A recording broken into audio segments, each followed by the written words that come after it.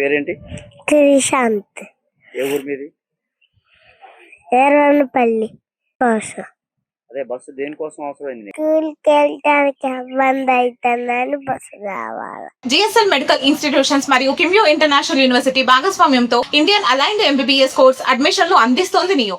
మరి ఏమన్నారు మంత్రి గారు నీతో? రోజులాగా వచ్చిందన్నారు. మళ్ళీ చెప్పు, ఎన్ని రోజులు పంపిస్తున్నారు? వారం రోజులు. మరి వచ్చిందా మీకు బస్సు? రాలేదు. మరి మళ్ళీ కలిసావా మంత్రి గారిని? కలుస్తావా మరి బస్సు రాకపోతే మీ ఊరికి? మరి రాకపోతే మళ్ళీ ఏం చేయమని చెప్పారు? మరి కలవరా అన్నది. మేము కల్లూరులో ప్రజా దర్బార్ జరిగింది కదా, దానికి తెలుసుకొని వాట్సాప్లో చూసి వెళ్ళాం కల్లూరు.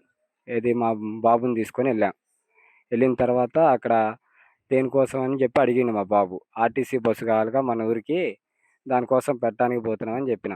అంటే ఆ కాగితాలు తీసుకొని ముందు ఎమ్మెల్యే గారి దగ్గరికి వెళ్ళాడు. వెళ్తే ఎమ్మెల్యే గారు అన్నారు, నువ్వు ఉండరా, సార్ రాంగ్లోనే నిన్ను కల్పిస్తా అన్నారు. అన్న తర్వాత సార్ వచ్చారు, కల్పించారు. వెళ్ళి సార్కి డైరెక్ట్గా పొంగిరెడ్డి శ్రీనివాసరెడ్డి గారికి వినతి పత్రం అందజేసిండు. చేసిన తర్వాత సార్ కాసేపు అక్కడే ఉండమన్నారు.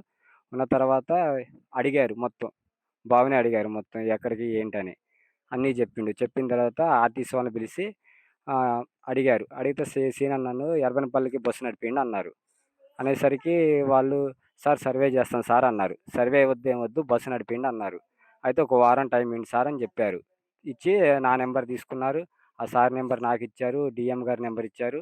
డిఎం గారితో మాట్లాడితే ఈరోజు వస్తున్నా అని చెప్పారు. శుక్రవారం ఈరోజు వస్తున్నా, ఒక అర్ధగంటలో ఇక్కడ ఉంటా అని చెప్పారు. మరి సార్ వచ్చిన తర్వాత ఏం మాట్లాడతారని డిసైడ్ చేయాలి డిఎం గారు వచ్చాక.